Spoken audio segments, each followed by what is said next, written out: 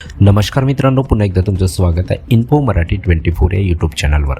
मित्रांनो, पेन्शनधारकांसाठी एक अत्यंत महत्त्वाची बातमी घेऊन आलेलो आहे. बातमी आहे या पेन्शन योजनेत सरकारी कर्मचाऱ्यांसाठी मोठी भेट. मित्रांनो, नेमकं काय आहे बातमीमध्ये आपण नक्की बघूया. पण त्याआधी जर तुम्ही आपल्या चॅनलवर नवीन असाल तर चॅनलला सबस्क्राईब करून बाजूला दिलेल्या बेल आयकॉनला नक्की क्लिक करा. व्हिडिओ जर कामाचा आणि महत्त्वाचा वाटला तर व्हिडिओला लाईक करून आपल्या मित्रपरिवारासोबत नक्की शेअर करा. आणि हो मित्रांनो, व्हिडिओला शेवटपर्यंत नक्की बघा, जेणेकरून तुमच्याकडून कोणतीही माहिती सुटणार नाही. मित्रांनो, केंद्रातील मोदी सरकारने सरकारी कर्मचाऱ्यांसाठी नवीन पेन्शन योजना म्हणजेच युनिफाईड पेन्शन योजना मंजूर केली आहे. ही योजना सध्याच्या राष्ट्रीय पेन्शन योजनेला पर्याय असेल. त्यामुळे सरकारी कर्मचाऱ्यांना चांगली आर्थिक सुरक्षा आणि पेन्शनचा लाभ मिळणार आहे.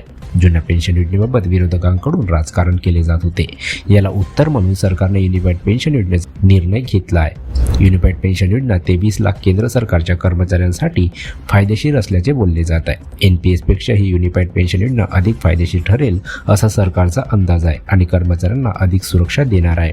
राज्य सरकारची इच्छा असल्यास ते त्यांच्या कर्मचाऱ्यांसाठी युनिफाईड पेन्शन योजनाही लागू करू शकतात. राज्य सरकारच्या सुमारे 90 लाख कर्मचाऱ्यांनाही याचा लाभ मिळू शकतो. युनिफाईड पेन्शन योजना आणि UPS पेन्शनची ठळक वैशिष्ट्ये याबद्दल आपण बघूया. युनिफाईड पेन्शन योजना म्हणजे UPS या पेन्शनची ठळक वैशिष्ट्ये काय आहे ते आपण बघूया. यामध्ये पहिला आहे खात्रीशीर पेन्शन. युनिफाईड पेन्शन योजनेअंतर्गत कर्मचाऱ्यांना निवृत्तीनंतर 50% निश्चित पेन्शन दिली जाईल, जे त्यांच्या मागील 12 महिन्याच्या सरासरी मूळ वेतनाच्या 50% असेल. 25 वर्षाच्या सेवेनंतर कर्मचाऱ्यांना पेन्शनचा लाभ मिळेल. दुसरा आहे कौटुंबिक पेन्शन.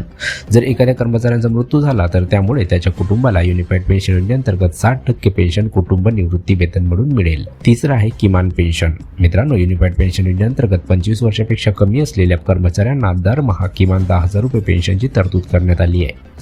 चौथा आहे सरकारी योगदान. मित्रांनो, युनिफाईड पेन्शन योजनेत सरकारी योगदान 18.5% असेल. त्यामुळे कर्मचाऱ्यांना निवृत्ती वेतनाचा चांगला लाभ मिळू शकेल. तर मित्रांनो, कशी वाटली ही कामाची आणि महत्त्वाची बातमी?